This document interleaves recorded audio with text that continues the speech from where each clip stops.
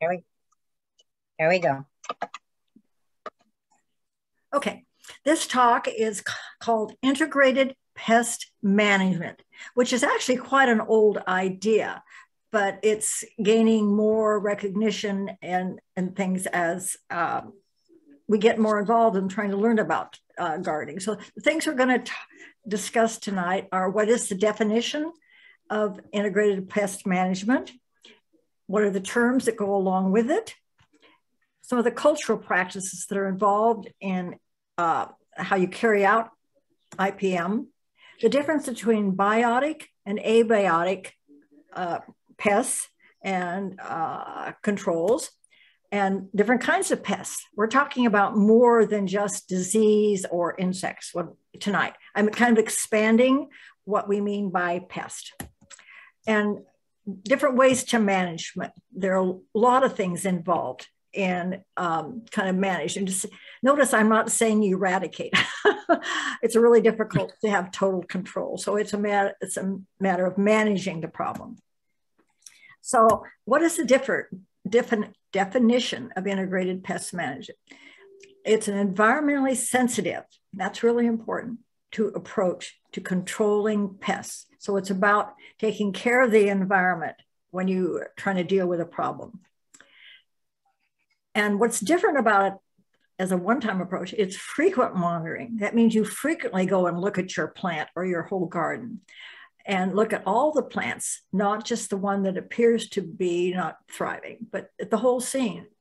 And then you use control strategies only and where they're needed, not blank slate, cover everything. So therefore, it's a decision-making process. So you assess the status of your plants and the pests, and then you decide what are the logical and environmentally sound management tactics to use. And that's not, for some people, that's not how they used to think it. They were just, let's get rid of the pest, not considering the environment. And this does the environment first. And it's a holistic approach. And I don't mean the woo-woo type of holistic. I mean, it takes into account the entire situation, or the environment, the time of year, your personal philosophy, etc. Hey, Diana, can I interrupt you a moment? Sure. I got a request. Would you please introduce yourself so that everybody knows who you are? I'm Diana.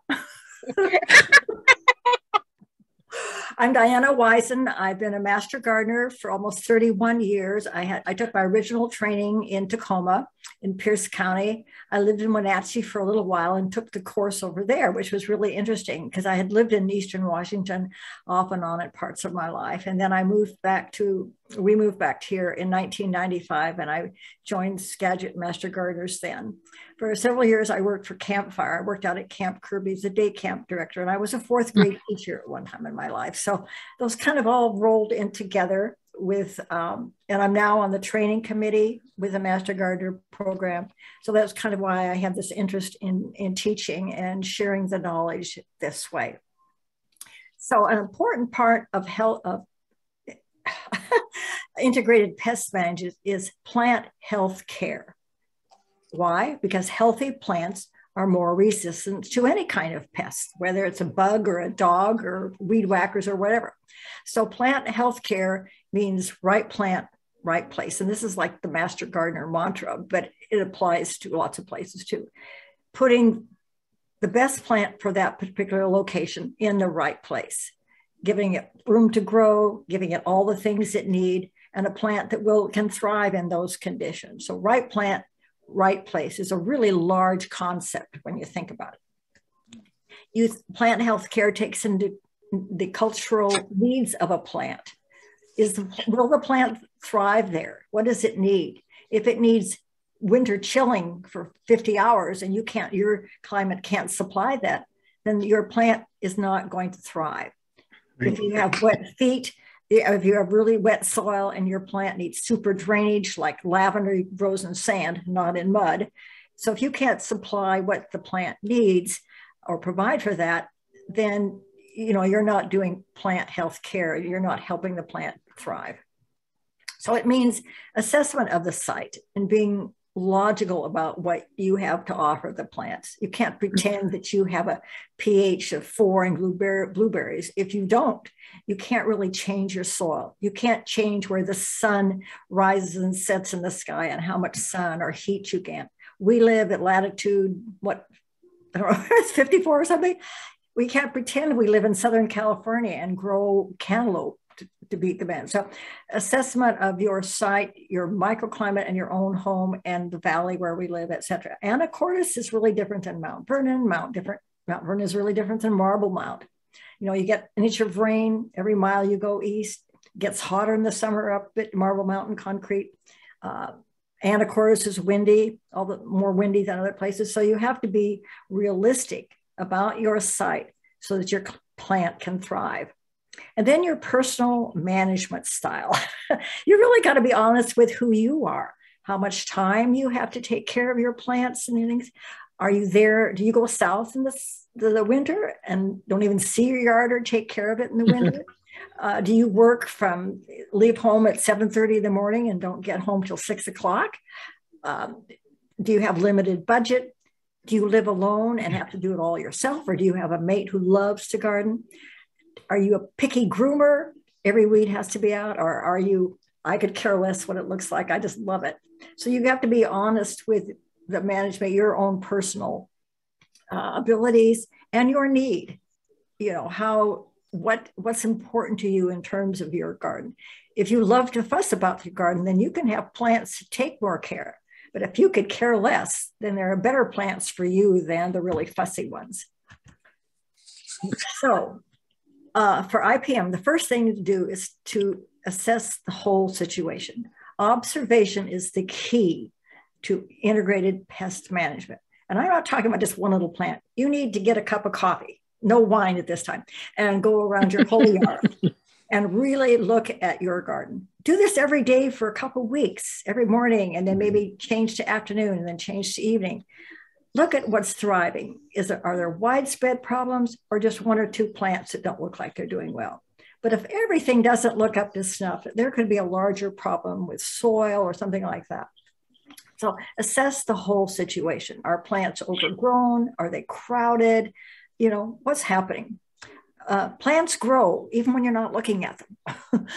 They will grow anywhere from 3 feet, like a Douglas fir a year, to a chemiciferous who maybe grows an inch a year. But after you've had a plant for 3 years, have you noticed how it suddenly jumps out of the soil and just gets really big really fast? So you need to take a really careful look at your yard to see what's happening. And sometimes, and I give you permission, if a plant isn't doing real well, get rid of it. You don't have to keep every plant in your yard unless it was, you know, gift from your husband on your 40th birthday or something. But anyway, you know, it's okay to get rid of plants you don't like who are not earning their keep in your garden. So then as part of your assessment, look to see what plants aren't doing very well. Is it the whole area, maybe one section of your yard, or is it an individual plant? Think, where is there some plant that's having a problem? Once we had some people call in and said they had a boxwood border along their sidewalk. It just wasn't thriving. What should I spray with it? Well, it was a dog peeing on it as another person took their dog for a walk. It had nothing to do with disease, but the homeowner did not think about that. And so that's part of assessing the situation and identifying what plants are having problems. You know, where are they? And as master gardeners, we always say it's really important to correctly identify the plant because different plants have very specific kind of problems. Not all plants get black spot. Certain roses do, and some roses get more than others, but not all plants get black spot. Not all plants get scab, etc. So it's really important that you identify that particular plant. And even within a species, some varieties will have problems and other species within that plant family will not have problems. So, and a lot of people buy a house and they don't know. It's a pretty shrub and it blooms in February, but that's all I know. So master gardeners often spend a lot of time just helping people identify what their plant is. And if you don't know what your plant is, you can often take a branch and a flower, seeds, whatever, to a good nursery, a real nursery, and they will help you identify. Or you can just walk around till you can find a matching plant or a matching branch to help you figure out what plant that is. And of course, the apps on our phone are really helpful most of the time in identifying a plant. So it's really important. First step is, what's the name of this plant that's having a problem? And then looking at the damage, can you describe it? Not it looks sick, but why does it look sick? Is it yellow? Is it eaten? Is it wilting? Describe the damage. Sometimes we let clients know that is actually normal, that leaves falling off rhododendrons on the second or third year is perfectly normal, depending on the particular species of rhododendron. Flagging on Western red cedar is perfectly normal, the older growth. So, being able to describe the damage will help figuring out what's actually happening, what's causing the damage. And then how long has it been going on? Well, we had cold winter, really sudden cold winter. So a lot of people are seeing leaves turning brown and dropping on some of their broadleaf evergreen shrubs. One of my Daphnes looks really sad. It's blooming, but the damage happened fairly quickly. Sometimes damage happens slowly over a period of several years or months even. If you've had a big concrete truck putting in a new driveway, 3 years down the road, the trees that were along there might be dying, but it takes a long time and it's slow. Mm-hmm. So one of the things to note is how long has the damage been going on? And is it spreading? Did it start in one place and is localized? Or is it gradually spreading to other parts of your yard? And so those are factors in determining what's causing it. Then this is a tricky one. How much damage can you tolerate? Some people, everything has to be perfect. And other people, I don't care. A few little slug bites in my house, that's okay. But for other people, it's important to have things look perfect. So that's a question that you have to ask yourself.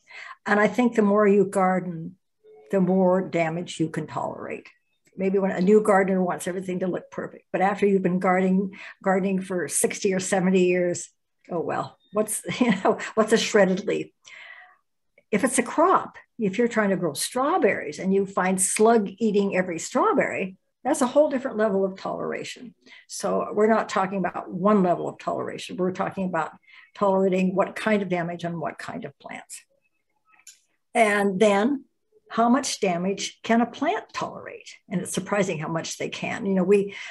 We have these cycles of eastern tent caterpillar, and it looks like they totally defoliate trees. I know they can really be bad on willows and on alders and fruit trees and things. But a tree can lose up to 1/3 of its leaves and still thrive and come back at new growth and things. But if everything falls off or the whole bark splits up or something, there's some plants can come back from the roots and others cannot. And that's why on winter damage, we tell people, don't dig your shrub out right away or your plant or your perennial out right away. Wait and see if it comes back. It might take a little longer than usual to start poking its head up or grow new leaves, but plants want to live, and most of them have really strong root systems, even if the top dies, and many of them will come back. Conifers, if they die to the ground, do not come back. Some trees that you're trying to get rid of keep coming back from the roots, like willow. So they're not all the same. So you monitor the damage. You see how much is happening, and then decide if it reaches your toleration level, and then you will want to intervene. You don't necessarily need to intervene the first time you see an aphid. There are two kinds of damage. There's biotic. Biotic means living. So that's damaged by something that's living, like and doesn't necessarily mean eating it, but it can be causing it to shrivel. It can be sucking the juices out. It can be cutting holes in it, like What's the bee that cuts the holes? My mind went blank.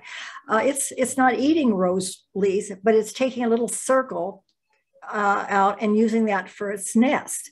So, but that's biotic damage because that hole is cut by a living organism. And then the disease. The mason bee. No, it's not a mason bee. It's like not the mason bee. Cut leaf. It's something. Leaf cutter. Cutter bee. It's something like leaf cutter. Leaf cutter bee. That's right. Thank you. And they cut a little hole in the circle of rose bushes leaves. And now, if you were exhibiting roses, that'd be something else. But it's totally harmless to the, roses have plenty of leaves, and so they're helping to furnish. So then this good bee is able to have a nest and raise more bees. So you're helping to furnish her home. So that's a good thing. Diseases they're living in a sense, they're not just dead material. Bacteria, viruses, insects, animals, all those are biotic. Deer, birds, your neighbor's dog, that's all biotic because it's a living thing is causing the damage. But we find as master gardeners that a lot of the problems caused, the primary problem is an abiotic. That means it's a non-living thing, like the weather or snow or weed backer or poor drainage, that type of thing, or even neglect, obviously. That's a big one. But it's caused by a non-living cause. Sometimes this kind of damage then leads to secondary infections by a biotic. If lightning strikes a tree and splits it up, then or a branch falls off and breaks, and then viruses or diseases, fungi, can move in and cause what's called a secondary infection. The plant has become weakened and then more susceptible to biotic invasion by something else. So that's what a secondary biotic infection means. So we see a rhodie here. This could be winter damage. And I think this particular picture is winter damage. You can see the little bit of frost. But the same kind of thing could be caused by really poor drainage.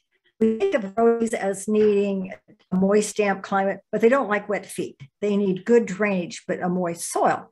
So this also is a symptom of poor drainage. Or in the summer, I'm sure all photodendrons like this when it gets really hot because they can't transpire enough water, soak water up to their stems to offset how much is being released through the hot air,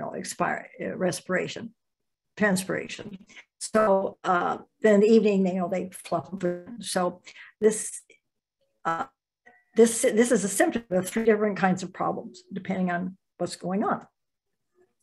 So you need to know the plant's needs. And we've talked about that a little, what's the pH that plant needs? Lilacs need a more alkaline soil. Blueberries and rhodies need a very much acid soil. So you shouldn't be growing those side by side because you would have to put sulfur by the rhododendrons and lime next to the lilac. So don't put them together, put them apart. Same with roses and lavender. I see pictures of people growing roses, beautiful big pink rose bush, and underneath it's a dark blue lavender. And I'm thinking, opposite needs. Lavender can grow in really sandy soil. You don't water or fertilize a lavender. Rose, heavy feeders, lots of water, 5 gallons of water at least a week. Lots of nutrients. So even though they look pretty together, they are not happy together. And your lavender will soon rot or grow too big and fall over. So know your plant's needs, how much light they need, what kind of soil, what kind of drainage. Clay soil can be really good because it holds nutrients and it holds moisture, but strictly clay, things will grow in straight clay, but it's good to have some clay in your soil. And then knowing what is normal for the life cycle and appearance of the plant.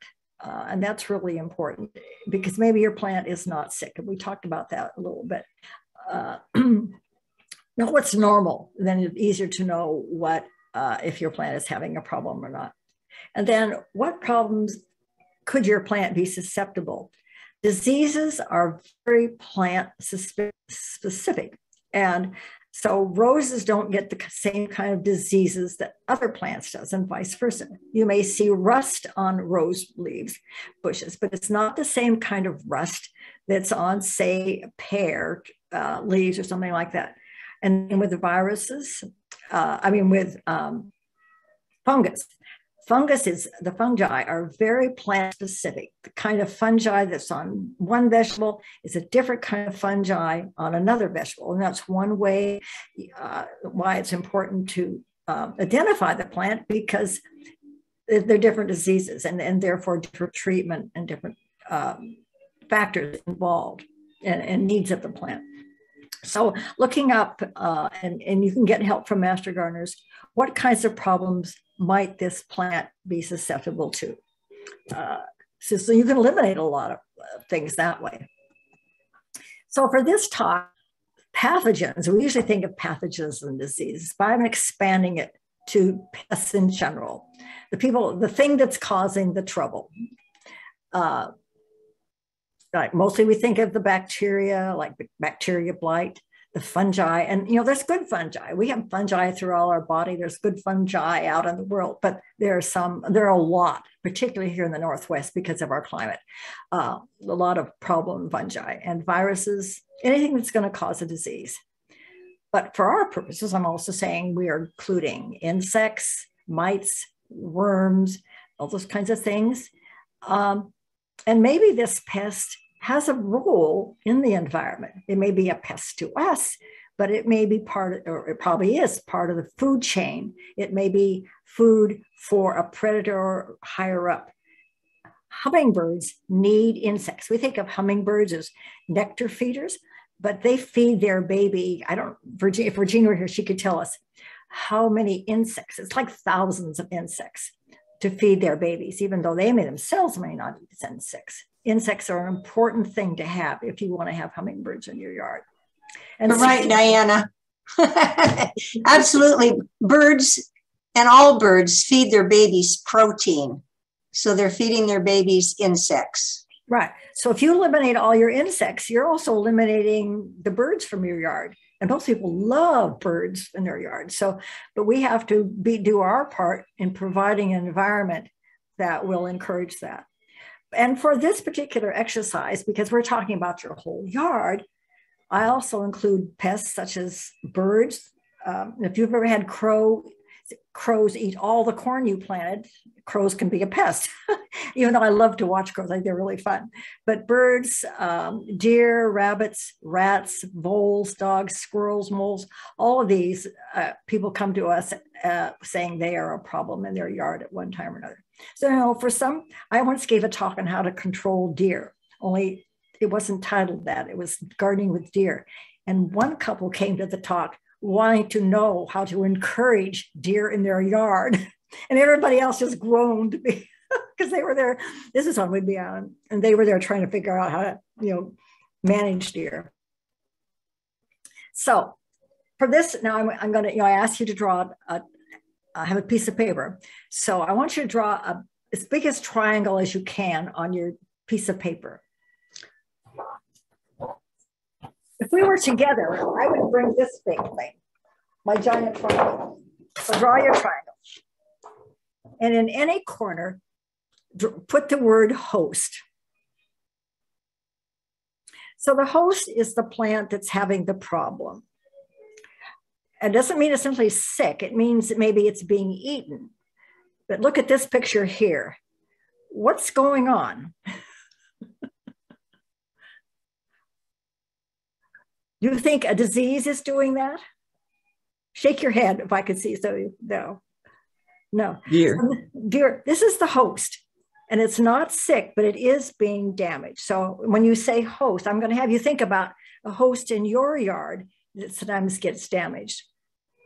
Most diseases, and I think I said this earlier, are host specific. The same disease does not contaminate your entire yard. Not that everything can't get sick or be damaged, but very specific. And the same with insects too. insects are not normally indiscriminate and just eat everything.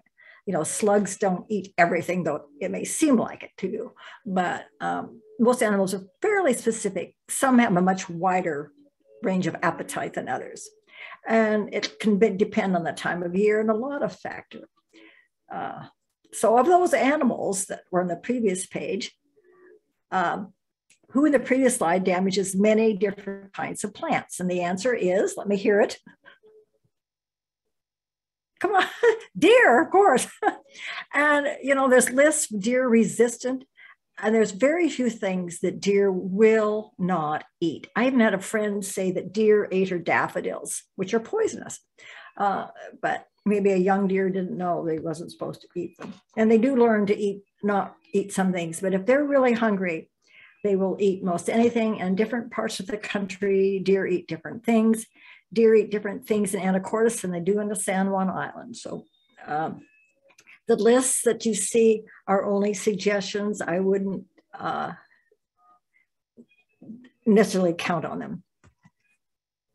So you have to ask yourself, what's the kind of environment is ideal for your host? So you've got the word host there. The host is the plant that you're concerned about. So if you have a particular plant that you think is not doing well, write the name of that plant next to the word host. And then can you identify what is its actual environment? Could you tell me, if you were asking me for help, could you tell me how much sun it gets? Could you tell me about the soil? What can you tell me about the environment? So down in one of the other corners, write the word environment.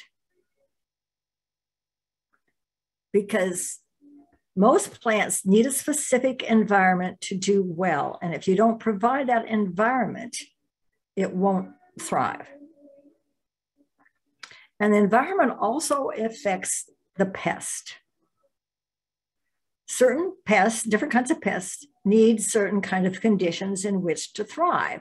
And perhaps you are providing those in your yard.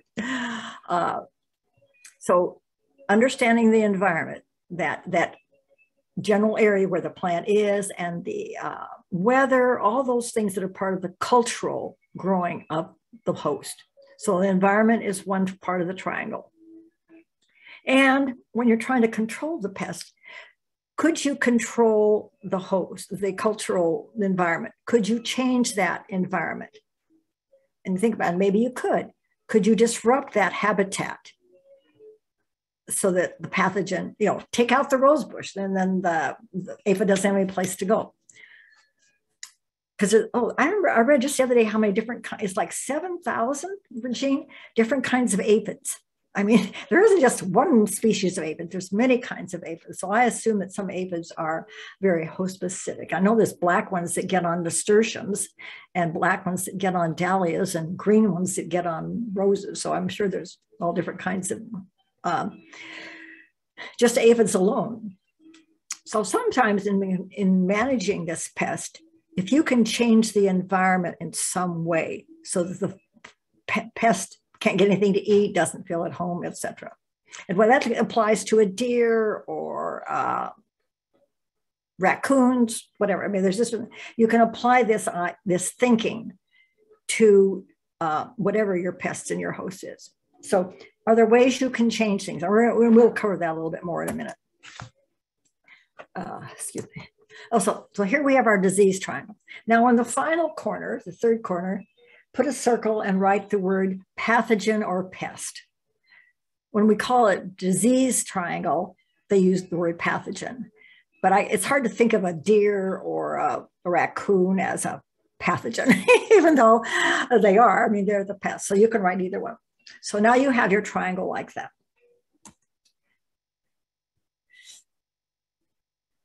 It doesn't matter which corner you put the different things, but that's what your triangle should look like that right now. Okay, so what can you do? All right, well, I know I'm back up. Now, if you have tons of the host, the top, if you put your host word at the top, suppose you have 60 roses in your garden. And then that's not hard to, you'd be surprised. I bet if you went and count, if you like roses, if you went out and count how many roses you actually have, I bet you have more than you think you have. It's kind of always interesting. Or how many hostas do you have or something, whatever you love. So how much of the host do you have? If you have just one plant, you could just take that plant out and you would get rid of the host. But if you have a lot of that host, so draw a big circle instead of a little circle. I want you to draw a great big circle that almost dips down to the middle of the triangle. So depending on what your host is. If you have raspberries or a large blueberry farm, one raspberry plant, not much, but if you have 50 raspberry plants or 50 strawberry plants, that's a bigger host. Then on the other corner, I'm so used to being able to point, the other corner where you have the environment, what can you do to change the environment of where that is? Perhaps you could raise your strawberry bed up, or if it's too windy, maybe you could put a hedge in. What can you do to provide a good environment culturally for your plant? And if where your plant that's having a problem is right now, if you think it's not very good for that plant, then draw a much bigger circle so that it almost extends to the center. You have a whole big wet yard, or you have a really large orchard, etc. What are the cultural environment conditions that you are dealing with? And then we go to the pest. Let's see here. You got lots of the pest, or you only have one? Do you have, 15 deer in your orchard every night, or you just see one as you drive by occasionally? Do you have aphids on everywhere or rust everywhere? If you have 6 pear trees, you're going to probably have pear trellis rust. Maybe if you have junipers nearby, you're going to have the alternate host, lots of that. So are you providing an environment that's really good for your pests, and then you end up with lots of pests? If you have lots of slugs, it could be because you have lots of food for them and a really good environment. So then your slug circle, your pest circle, is going to be really big. So if those 3 circles, if you have lots of slugs, plenty for them to eat, and nice, damp, moist climate, you're going to have 3 giant circles that overlap. And when those 3 circles overlap, that's the damage. So if you can eliminate or really control any of those 3 circles, you can help manage the pest. So if you change the environment, provide better drainage, protection from wind, or things like that, ways to protect your plant, you can help make it easier for the plant to thrive. You may decide, I'm not going to grow that plant. So then the pest will not have any food to eat. Those are ways to manage.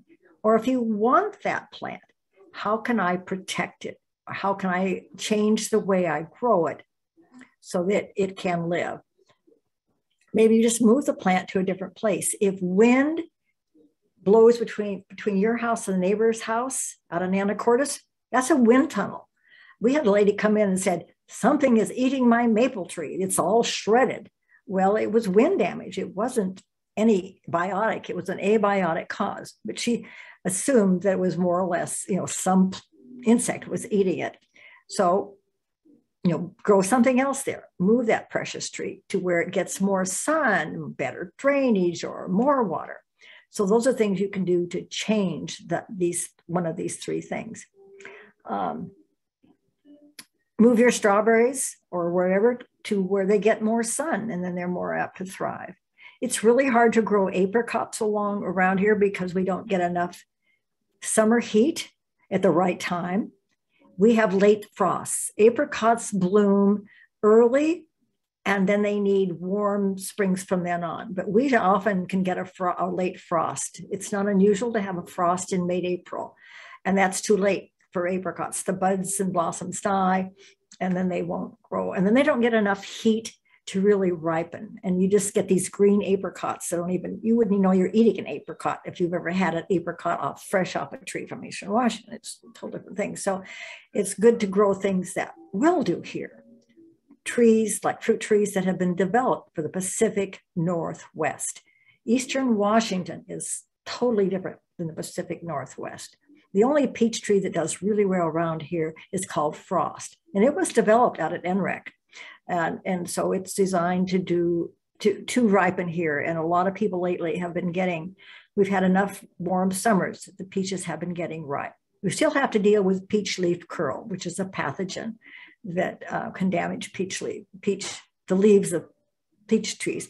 And if a peach tree can't make peaches and ripen if they don't have leaves, so you have to control that disease in order to get good peaches, but it is possible. But hails, some of those peaches will not do well. And we can't grow some apples here because we don't get enough winter cold. A lot of fruits have to have what's called winter chill or chill hours, and they have to have enough of them to be able to set fruit. So having to, knowing your plant's needs is really important. Is it self-pollinating, or does it need some kind of a compatible pollinator? All this is kind of the homework you need to do if you want to grow, particularly fruit. So what else might you do to change any of those aspects? You have to know your own yard, what microclimates and things you're dealing with. But I give you permission to get rid of a plant that's not doing well. So we've talked a little about this, and maybe for yourself, you could answer, what could you do to make it less inviting for the pathogens? Maybe better air circulation, or squishing those before they get taking hold, or taking up the pieces of wood that slugs are hiding under. There's lots of things. Raising things up off the ground, get them a little bit warmer, a little more heat, more sunshine. Maybe you need more shade. Maybe something is baking in the hot sun. Plant a tree if you want more shade, or limb up a tree, or take out a tree if you want more sun.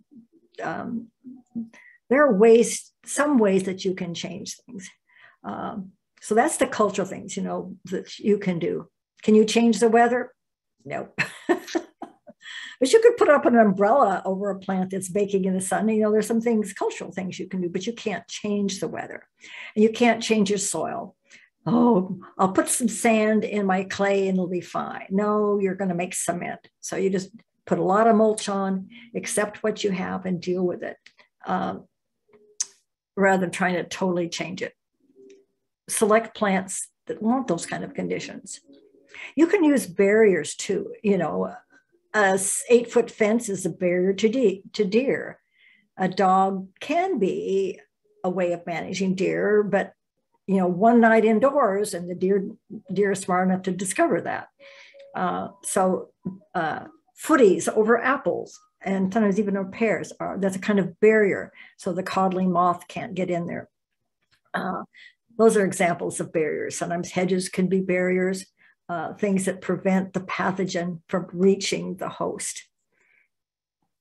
And others. I don't think we have enough time to go into others, but I think as you think about your yard, you'll be creative. You've all raised kids, you know how to think creatively to solve problems.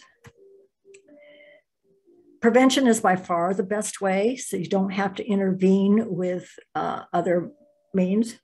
And that's where, for many plants, the fungus that come in, fungicides are preventive. They prevent the disease, the fungi, from infecting the plant. Most fungicides are strictly preventive. I think there may be a few fungicides that actually cure fungi, but normally it is said that fungal diseases are best prevented because their spores are in the air, and once they get in, they're in. Usually hard to totally eradicate the pathogen. Why is that? Because there's so much of it.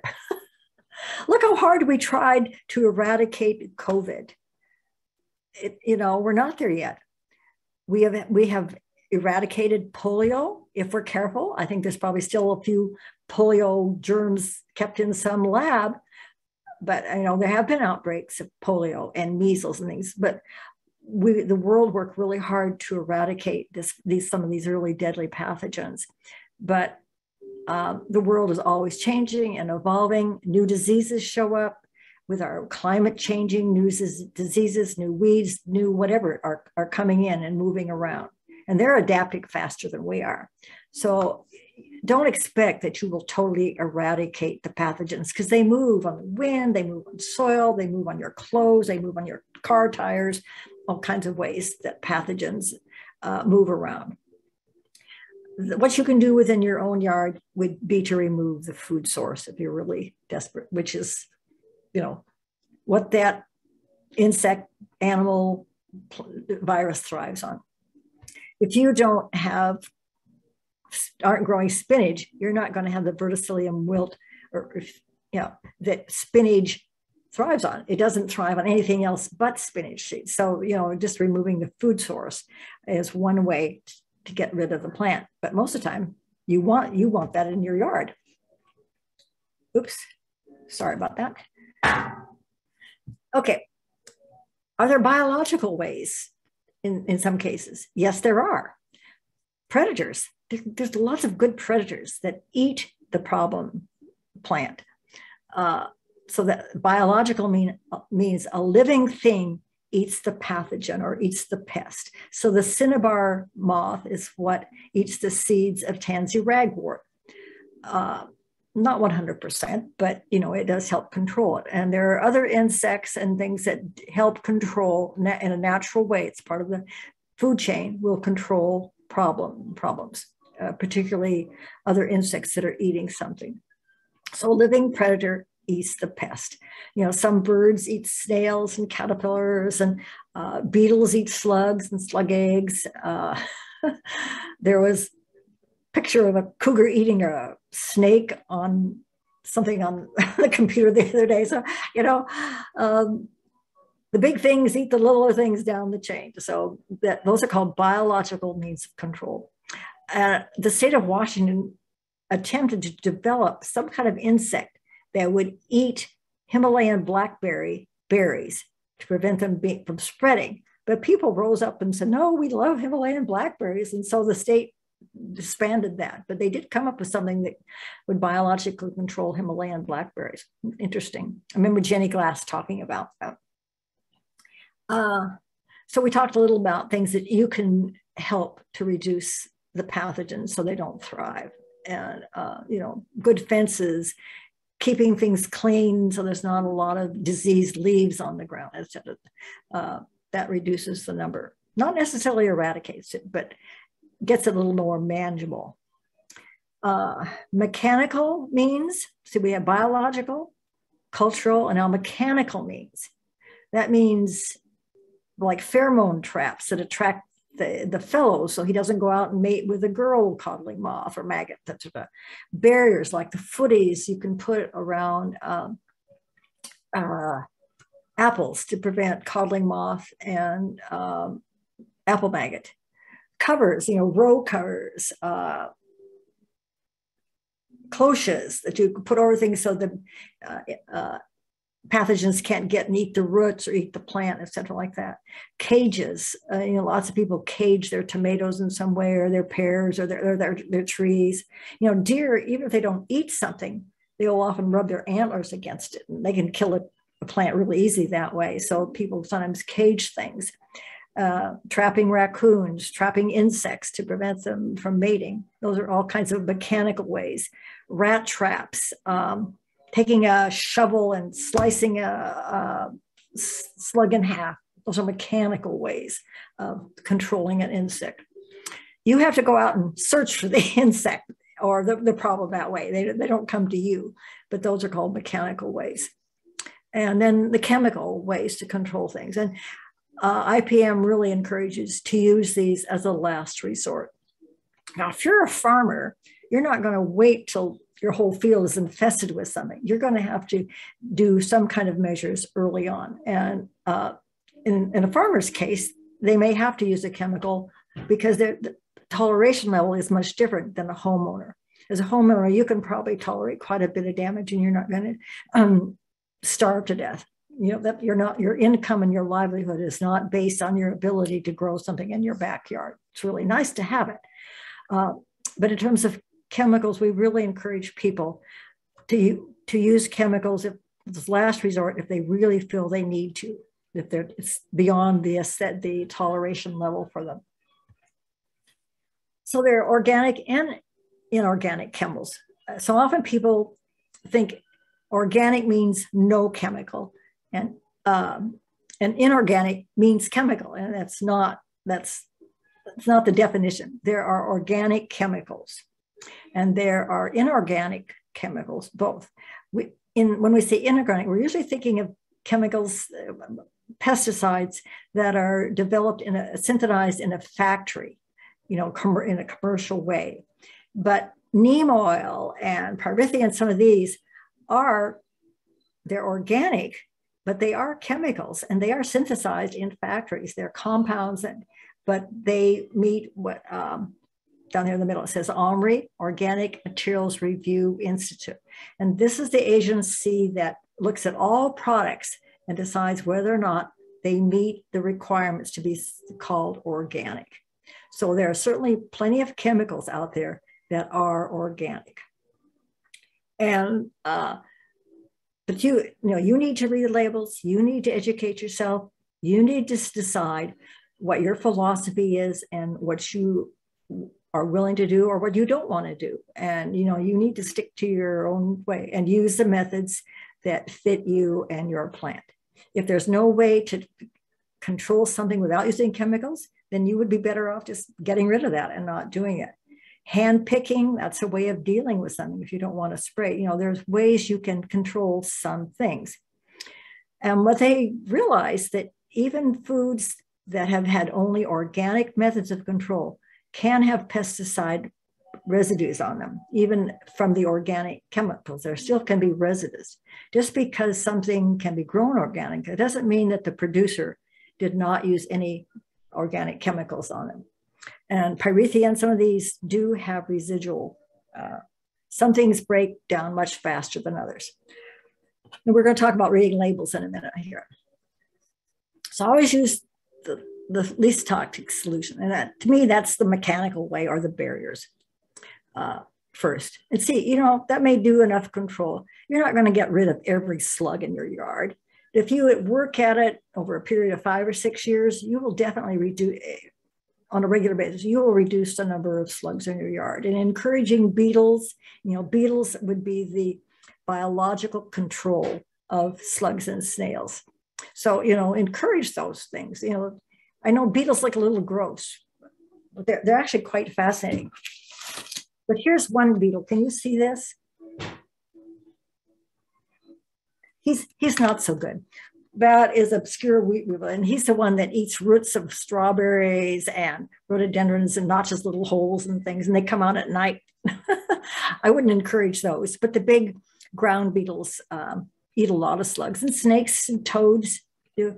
I've never seen birds, at least on my farm, birds did not like slugs.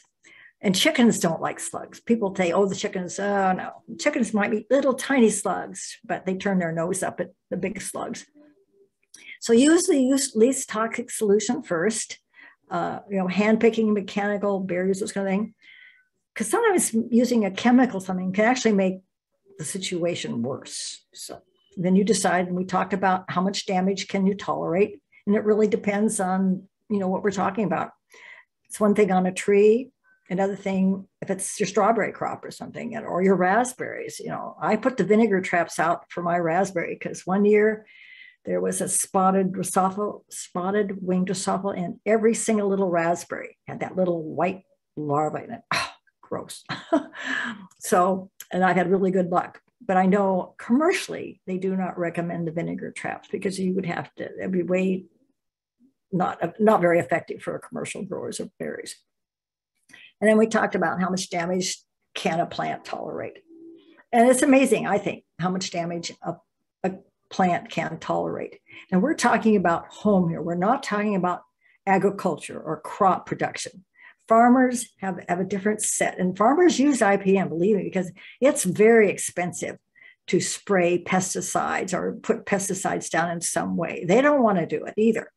But if that's how you earn a living, and if you would lose your whole crop, something else. I remember reading one place, they used to grow a lot of strawberries down in the Puyallup Valley.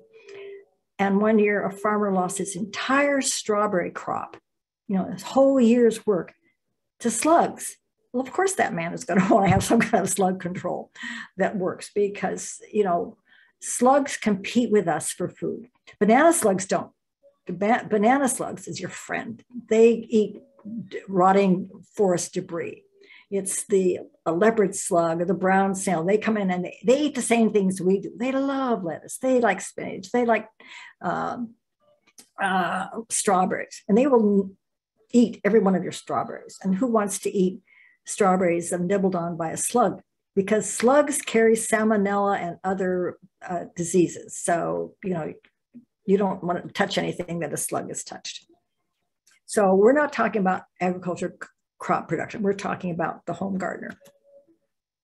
So what is a pesticide? Well, side means to kill. So a pesticide is any product designed to kill, repair, or mitigate a pest. And you look at what's under your kitchen sink. Does anything say antibacterial in it, in your bathroom cupboard? Soaps, detergents, all kinds of things say disinfectant or antibacteria. That's a pesticide. And you're using it to wash your hands. Or you're putting DEET on you yourself.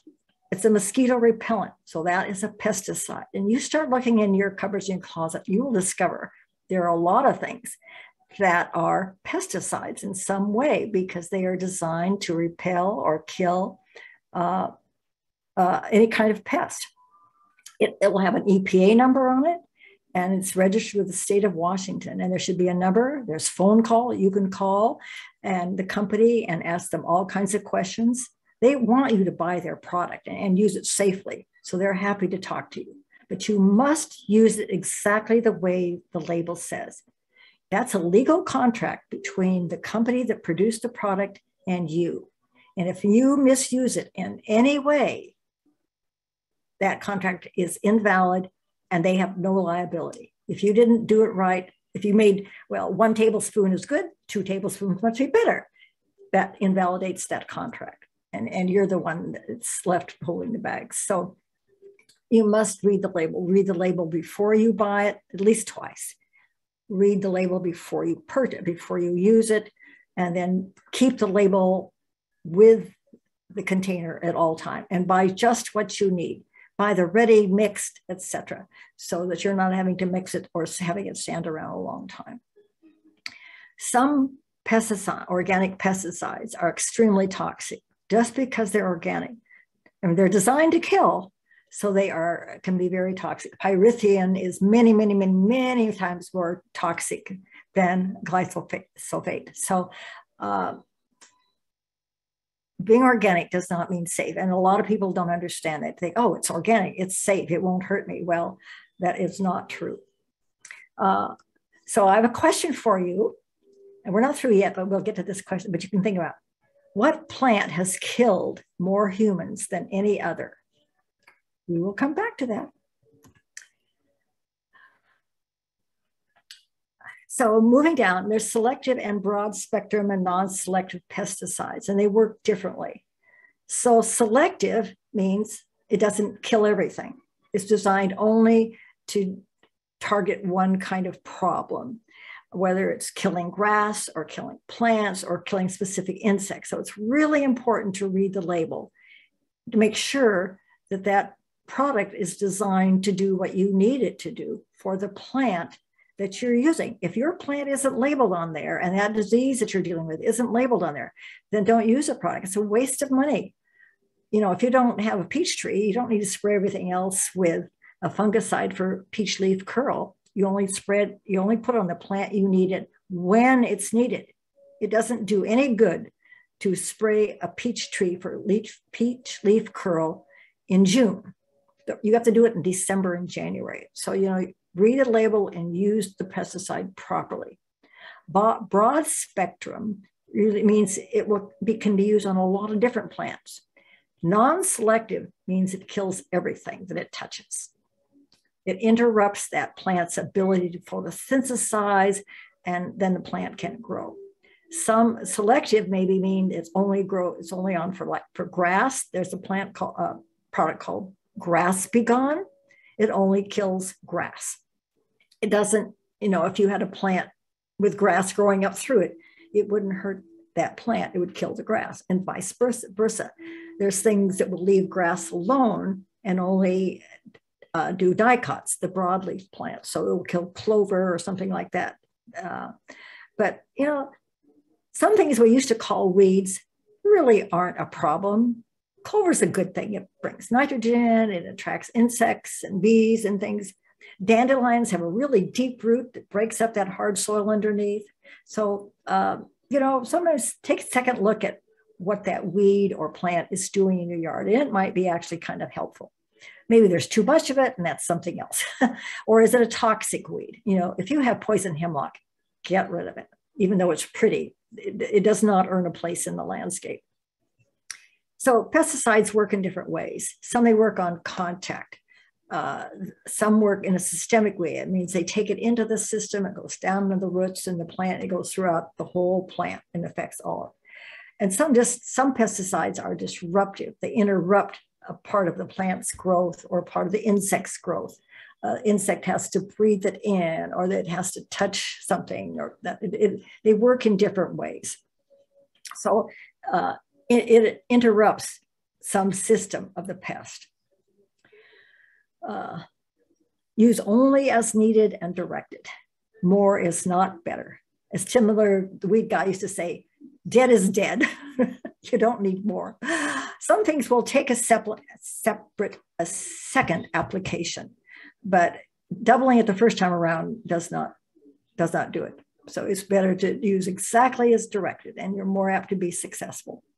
It can be dangerous, wasteful, and expensive to use any kind of, and I'm talking about vinegar and all this kind of stuff. I'm not just talking about the big guns. Repellents, that's like your fungicides, prevent the pests from invading the host. Dormant sprays are for fungi, fungal diseases. They prevent the spores from germinating and entering into the tissue. Some things are foul tasting or smell bad. Often animals will get used to those. So they don't always work very long. They might work for a while and you would need to change. If you're making your homemade garlic egg thing for a deer, it's the sulfur in eggs that deer don't like. A lot of animals don't like really hot chili peppers and that sort of thing. So those can be helpful. There's pheromone traps that they attract the male, and so he leaves the females alone and goes to these traps, and they're quite successful. It's called mating disruption. And commercial orchards use this kind of control as well. And you think of the things we did to prevent polio and other diseases. We've done this with humans to prevent, immunizations prevent disease or things happening. And just like we've been wearing masks, you can bag your apples to prevent problems.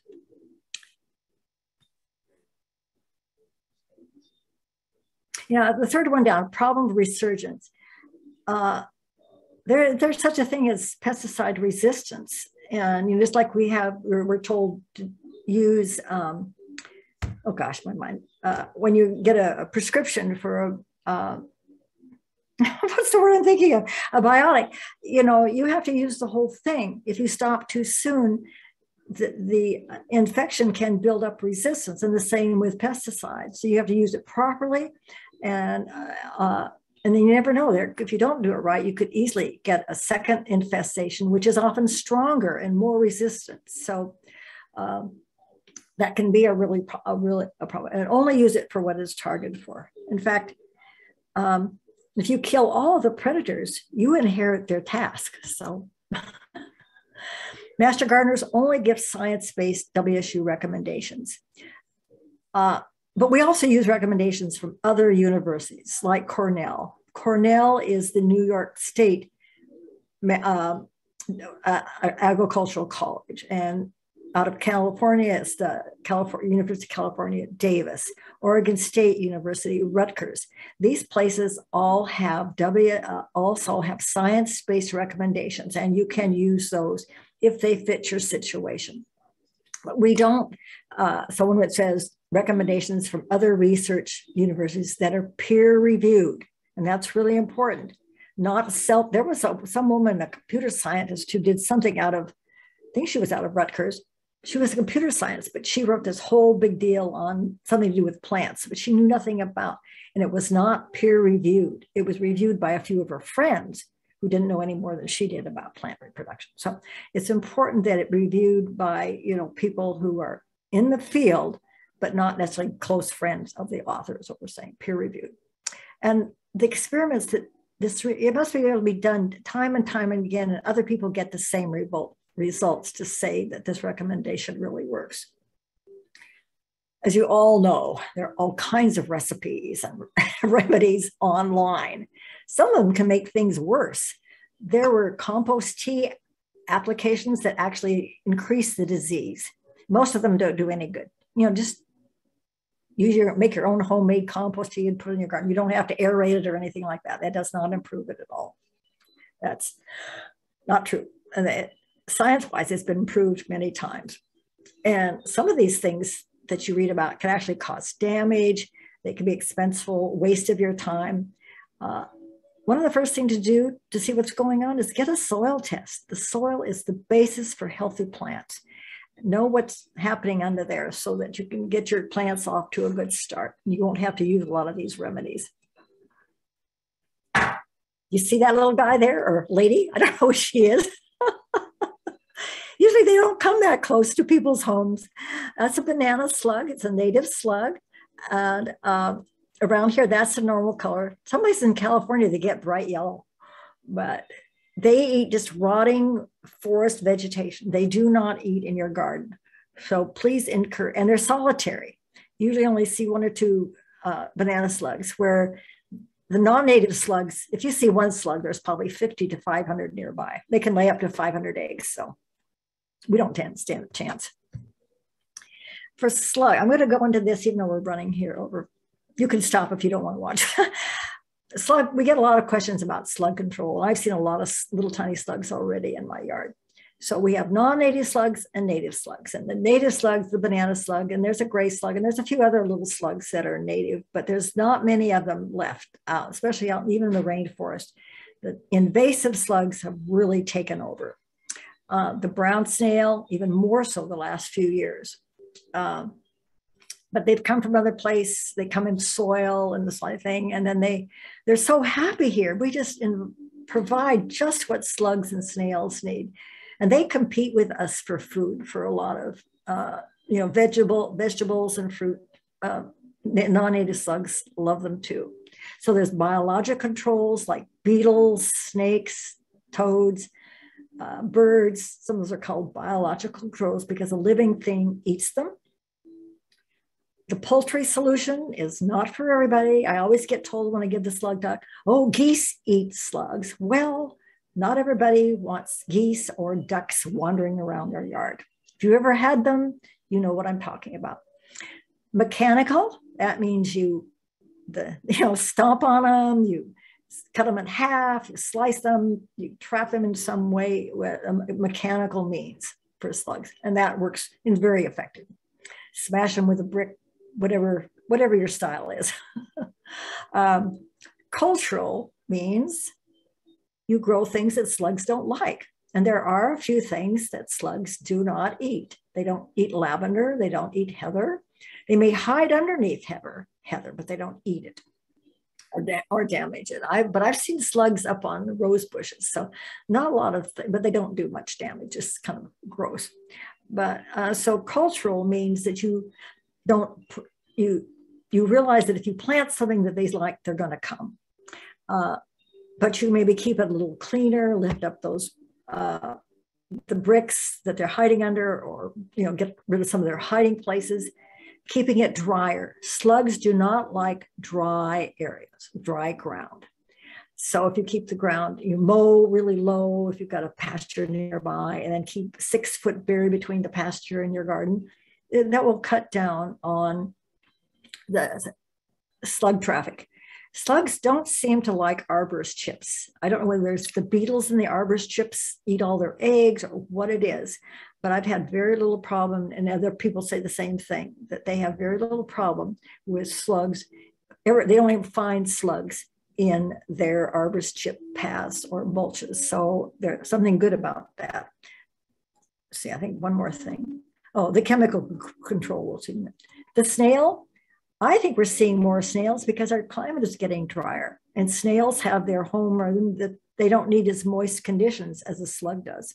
So they can go and last longer in places. Diatomaceous earth, eggshells, they don't work around here.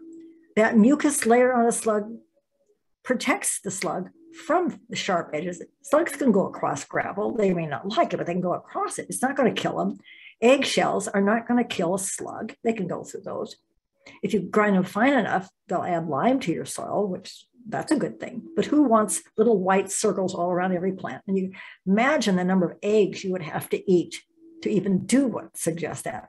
And diatomaceous earth is the same thing. It's sharp, yes. It's sharp to us, but not to a slug. So don't waste your time or money on that. But everybody asks about beer. Beer is not a pesticide. It doesn't kill slugs.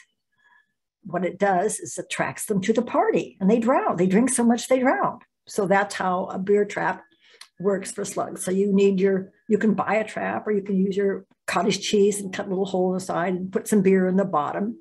I would cover it a bit or protect it in some way, particularly if you have a dog. The slugs come in, they drink their hearts out, and they drown. After a couple of days, it gets really yucky, I mean, and you will need to dump it out and bury it. I bury it. Some people put in their compost heaps, but it smells so bad. It's rotting protein. But the advantage of the beer is that they come to the party. You don't have to go out and hunt for them. Disadvantage is that dogs have been known to slurp up the whole mess, and slugs do carry pathogens. So I would cover it or put it in a place where a dog couldn't get to it. And it is kind of smelly. You have to change it. It isn't forever, but it does work for most people, at least I've heard, because the slugs come to it. You don't have to go and search for the slugs.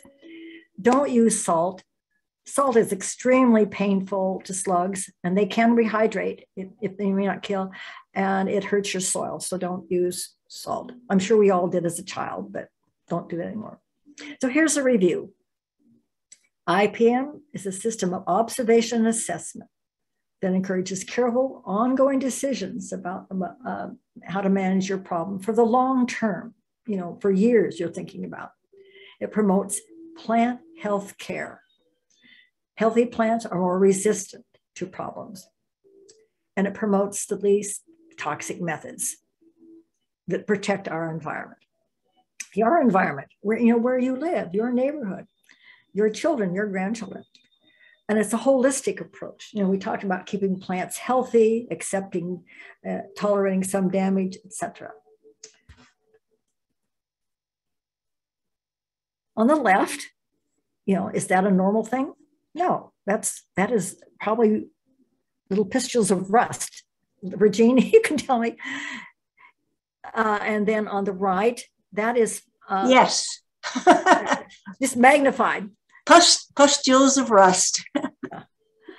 And some roses get it. I have like 30 roses, even though I have a small garden. I didn't realize how many I had till I counted one day. I was almost embarrassed. But I only have 2 roses out of those that get rust, no matter what I do. And so, it can be very variety specific as to what plants get. I've only seen the right-hand one on pear, though I have apple trees. I've never seen it on my apple trees, but it's called pear trellis rust. It's a kind of rust, right? And it often needs an alternate host of junipers. So, if you have this on your tree, there might be some kind of a juniper in the neighborhood too. And it affects the leaf. And that's what it looks like. And it's usually mid to late summer that you see it. You can just hand pick it off that's one thing. Buy plants especially trees that you can manage. Full-sized apple trees or fruit trees are just too big. You're going to need ladders and all this stuff. But dwarf trees, you can manage easier by hand, and that makes cultural control much easier. Botrytis on peonies, get rid of this by just cutting all the foliage off and throwing it in the garbage. Do not put it in your compost. Just, same with roses. Don't put diseased plants in your compost because you're just sort of hibernating it for the next year.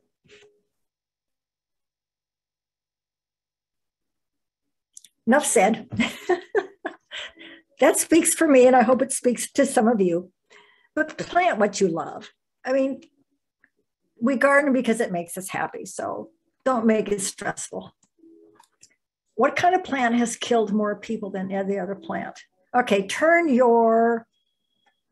unmute yourselves. Everybody unmute yourselves. Carla, can they do that? Yeah, we can. Okay. What are some of the answers? Some of you may know what this is. Diana, I say tobacco. Who was that? Who was that person? Andrea. Well, Andrea's right, because Andrea's heard me. Wow. That's always, people don't think about that until you hear the answer, then you realize, yes, it isn't some exotic plant in the jungle that people commit suicide with. It's tobacco. And it has. So it's really interesting, what the power that plants have in our lives.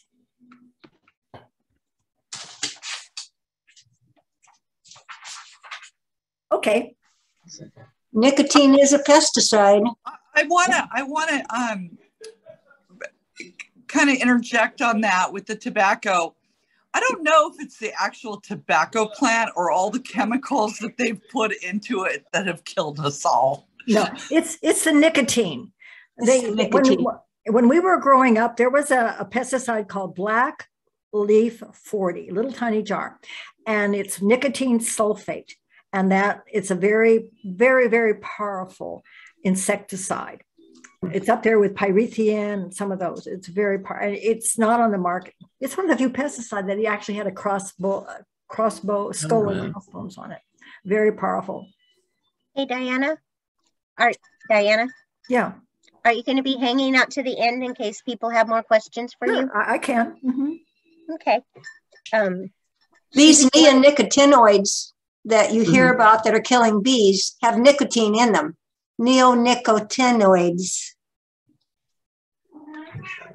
I remember someone posting a recipe that she used on her plants.